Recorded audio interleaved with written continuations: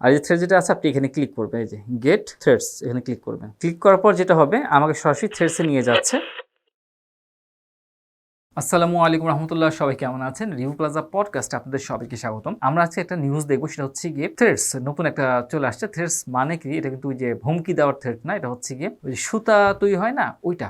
তো এটা হচ্ছে আপনার নতুন একটা সোশ্যাল মিডিয়া, এটা হচ্ছে ইনস্টাগ্রামের একটা আলাদা পার্ট। আর ইনস্টাগ্রাম মানে হচ্ছে গিয়ে আমাদের মেটা যেটা আছে বা ফেসবুক যেটা আছে সেটার। এখন হচ্ছে থ্রেডস মানে হচ্ছে কি কানেকশন হওয়া, মানে একটা সুতার যে বুনট গুলো আছে এগুলো যে কানেকশন হয়, এগুলো করে মানুষকে কানেক্ট করা, এই হচ্ছে গিয়ে তাদের মেইন থিম। তো থ্রেডস এর একটা লোগো দেওয়া হয়েছে, যদিও এই লোগো নিয়ে অনেকেই অনেক কনস্পিরেসি থিওরি করতেছে, জানি না কোনটা সঠিক কোনটা ঠিক। বাট এখন দেখা যাক নিউজে কি বলতেছে বর্তমানে, যেটা হচ্ছে গিয়ে রাজনীতি একটা টপিক থাকে, যে আমরা যদি ফেসবুকে দেখি যে পলিটিক্যাল ইস্যুগুলো ফেসবুকে খুব ভালোভাবে মাথা চাড়া দিয়ে ওঠে, অনেকে গুজব ছড়ানো হয় এবং এটার ফলে হচ্ছে যেটা হয় কি নির্বাচনের আগে খুব ভালো একটা ইম্প্যাক্ট তৈরি হয় এবং এটা অনেক হয়েছে এরকম। এখন থ্রেড যেটা বলতেছে যে না, তারা হচ্ছে গিয়ে পলিটিক্সের বাইরে থাকতে চাচ্ছে, তারা পলিটিক্স রাজনীতি এই ধরনের বিষয়গুলো যেগুলো আছে, তারপরে হচ্ছে গিয়ে তারপরে সংবাদ নিউজ টাইপের এগুলো এই থ্রেডসের ভিতরে তারা রাখবেই না। তাই এটার বাইরে হচ্ছে গিয়ে বিনোদনমূলক যেগুলো থাকে, খেলা বা অন্যান্য যে বিষয়গুলো আছে বিনোদনমূলক, সেই বিষয়গুলোকে জায়গা দিতে যাচ্ছে। ওকে ফাইন, ঠিক আছে, বুঝলাম, এখানেই তো বুঝলাম, ঠিক আছে। বাট এখন তারা যেটা বলতেছে ওদের কথা, টুইটারের জায়গা দখল করা আমাদের লক্ষ্য নয়, ইনস্টাগ্রাম ব্যবহারকারীদের জন্য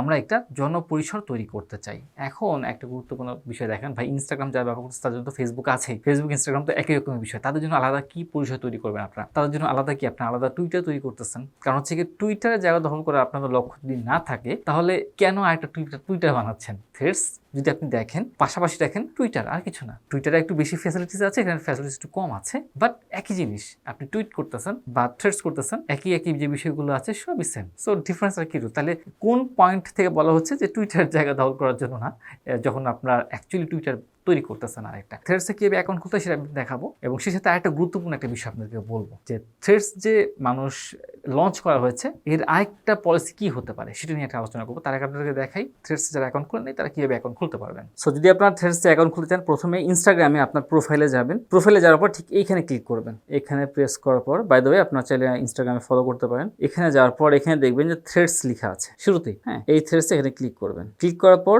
আপনার এখানে দেখেন থ্রেডসের লোগো দেখাচ্ছে, আর অপোজিট পাশে আপনার ইনস্টাগ্রামের আইডি দেখাচ্ছে। আর এই থ্রেড যেটা আছে আপনি এখানে ক্লিক করবেন, এই যে গেট থ্রেডস এখানে ক্লিক করবেন। ক্লিক করার পর যেটা হবে আমাকে সরাসরি থ্রেডসে নিয়ে যাচ্ছে, কিন্তু আপনার যদি অ্যাকাউন্ট খোলা না থাকে তাহলে আপনাকে প্লে স্টোরে নিয়ে যাবে। অনেক সময় অনেকের ক্ষেত্রে দেখবেন যে এটা আর পাবেনই না খুঁজে, আপনাকে হয়তো এইসব থ্রেডস ইত্যাদি বিষয়গুলো দেখাতে পারে। হ্যাঁ, সেজন্য বেটার হবে সরাসরি ইনস্টাগ্রাম যেটা আছে ওখান থেকে সরাসরি যাবেন, তাহলে আপনার জন্য বেটার হবে। হিরো চলে যাবেন, তারপর ইনস্টল দিয়ে দিবেন, ব্যাস শেষ। ইনস্টল করবেন, তখন দেখবেন যে ইনস্টাগ্রামে যারা আছে তারা অটোমেটিকলি আপনার এখানে চলে আসবে। তো এই হচ্ছে আমার থ্রেডস। এখানে যদি আমরা যাই, এই হচ্ছে গিয়ে যারা ফলো করছেন, এই হচ্ছে গিয়ে বিষয়। তো আপনারা যারা এই ভিডিও দেখে থ্রেডসে জয়েন করতেছেন তারা অবশ্যই কিন্তু আমাকে এখানে এসে কমেন্ট করবেন। তো এই তো দেখলেন থ্রেডসে কিভাবে ইজিলি অ্যাকাউন্ট খুলতে হয়। আপনারা যারা অনলাইন দাওয়াতি সেক্টরে আছেন, মানে অনলাইন প্ল্যাটফর্মে দাওয়াত দিচ্ছেন, তারা যেটা করতে পারেন, তারা যেহেতু স্টার্টিং পয়েন্টে আছে, খুব বেশি দাওয়াতের যে বাণীগুলো আছে এগুলো প্রচার করতে পারেন। এটা একটা কাজে লাগতে পারে, হ্যাঁ, শুরুর দিকে যেহেতু আছে। বা আপনাদের মধ্যে যারা অনলাইন প্ল্যাটফর্মে দেওয়ার মধ্যে নেই তারা প্লিজ এগুলোতে লগ ইন করার কোনো প্রয়োজন নেই, ওয়েস্ট অফ টাইম ছাড়া আর কিছুই না। এবার আপনাদেরকে গুরুত্বপূর্ণ একটা বিষয় আমি তুলে ধরি, হ্যাঁ, সেটা হচ্ছে গিয়ে এই যে ওরা বলতেছে টুইটার জায়গা দখল করতে আসি নেই, বাট তারপর টুইটারের মতো হুবহু কেন বানাচ্ছে? এবার আমরা আরেকটু যদি অন্যদিকে তাকাই তাহলে আমরা খেয়াল করতে পারবো যে টুইটার ওদের বিষয়টা আসলে কি। আপনারা যদি খেয়াল করে দেখেন, ইলন মাস্ক ক্রয় করার পর থেকে পশ্চিমা যে মিডিয়া আছে ওরা প্রচার করতেছে যে টুইটার নষ্ট হয়ে গেছে, খারাপ হয়ে গেছে, এই সেই, কিন্তু স্ট্যাটিস্টিক তো তা বলতেছে না। স্ট্যাটিস্টিক কিন্তু এরকম কিছু বলতেছে না। এবং কারা ডিমোটিভেট হচ্ছে? যারা কিনা ম্যাট্রিক্সের আন্ডারে আছে বা যারা পশ্চিমা মতাদর্শ নিয়ে বসে থাকে, তারা এখান থেকে আস্তে আস্তে চলে যাচ্ছে। কারণ কি, একটা গুরুত্বপূর্ণ বিষয় হচ্ছে গিয়ে ইলন মাস্ক যেটা করতেছে, ইলন মাস্ক হচ্ছে কি ফ্রি স্পিচ যেটা আছে সেটা কিন্তু এনেবল করে দিয়েছে। আপনারা দেখবেন সেটা সে ওপেন করে দিয়েছে। এবং এখানে আরেকটা বিষয় হচ্ছে গিয়ে আপনারা যদি খেয়াল করেন, পশ্চিমা মিডিয়া যখন ডোনাল্ড ট্রাম্প ছিল, ডোনাল্ড ট্রাম্পকে পোর্ট্রে করা হচ্ছে খুব খারাপভাবে। শুরুর দিকে খুব ভালোভাবে ছিল, বাট যখন ম্যাট্রিক্স দেখলো যে ডোনাল্ড ট্রাম্প তাদের কাজে লাগতেছে না, সে তার মতো কথা বলতেছে, তার পয়েন্ট অফ ভিউ থেকে ম্যাট্রিক্সের কোনো কাজে লাগতেছে না, যা ওয়ার্ল্ডকে পরিচালনা করার চেষ্টা করতেছে। তো সেই জন্য এরপরে ডোনাল্ড ট্রাম্পকে খারাপভাবে পোর্ট্রে করা শুরু হলো। মানে সে যা ছিল তা তো আসেই, তার থেকে বেশি খারাপ পোর্ট্রে করা শুরু হলো। এবং সে যে স্পিচগুলো দিত তার অনেকগুলো মাঝখান থেকে কাট থাকতো, কেটে দেওয়া হতো। তো ডোনাল্ড ট্রাম্প যা ছিল তা তো ছিলই, বাট তার থেকে আরো খারাপ পোর্ট্রে করা হয়েছিল।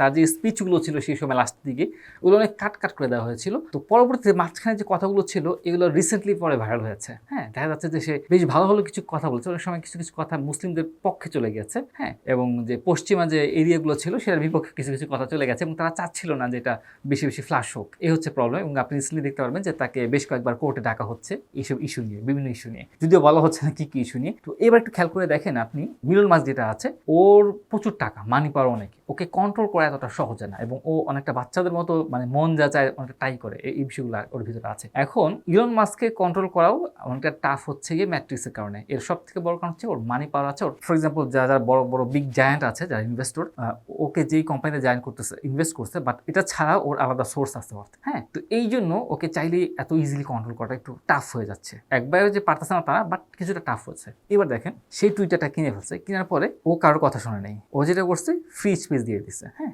তারপর হচ্ছে গিয়ে যাদেরকে ব্যান করা হয়েছিল টুইটার থেকে, ও তাদের অ্যাকাউন্ট ফ্রি দিছে। কাদেরকে ব্যান করা হয়েছিল? যারা কিনা পশ্চিমা যে চিন্তাধারা আছে তার এগেনস্টে কথা বলেছিল। এবার আরেকটু মজার জিনিস দেখেন যে বর্তমান পশ্চিমা ওয়ার্ল্ডে সব থেকে বেশি ডিবেটেবল চলতেছে হচ্ছে গিয়ে হোয়াট ইজ এ ওম্যান, মানে একটা নারীর ডেফিনিশনটা কি, হ্যাঁ। অনেকে বলতেছে যে person who identify himself or herself or themselves, হ্যাঁ, as a women, they are a women. মানে এটার কোনো ডেফিনিশন আছে। একজন ব্যক্তি নিজেকে যদি আইডেন্টিফাই করে যে একজন উমেন হিসেবে, সে ওমেন, সে ছেলে হোক, পুরুষ হোক, মেয়ে হোক, যে মানে যে খুশি তাই হোক। তো এটা খুবই হাস্যকর বিষয়, কিন্তু এটাকে বলা হয় সার্কুলার ডেফিনেশন, হ্যাঁ, মানে ঘুরে ফিরে একই কথা আসছে, বাট উমেনটাকে এটা ডেফিনেশন কি তারা দিতে পারতেছে না। ইভেন কেউ যদি মনে মনে ভাবে যে আমি আজকে ফক্স, অথবা কেউ যদি ভাবে আমি ক্যাট, বিড়াল, তাহলে সে তাকে স্বীকৃতি দিতে হবে তাকে ক্যাট হিসেবে। যদি কোনো বাচ্চা স্কুলে গিয়ে বলে যে আমি আজকে থেকে আইডেন্টিফাই করলাম নিজেকে পুরুষ হিসেবে, কোনো মেয়ের যদি এটা বলে, তাহলে তার বাসার অভিভাবকরাও ওটা কন্ট্রোল করতে হবে না। তারা স্কুলের যারা আছে শিক্ষকরা সরাসরি মেডিকেল বা সরকারি একটা সাহায্য নিয়ে তাকে হয়তো ইঞ্জেকশনের মাধ্যমে হরমোন চেঞ্জ করে দিবে এবং বাবা মা এটা বাধা দিতে পারবে না। কি অদ্ভুত একটা অবস্থা। তো এইসবের এগেনস্টে একটা ডকুমেন্টারি বা মুভি রিলিজ হয়েছিল, সেটা হচ্ছে গিয়ে হোয়াট ইজ আ উমেন।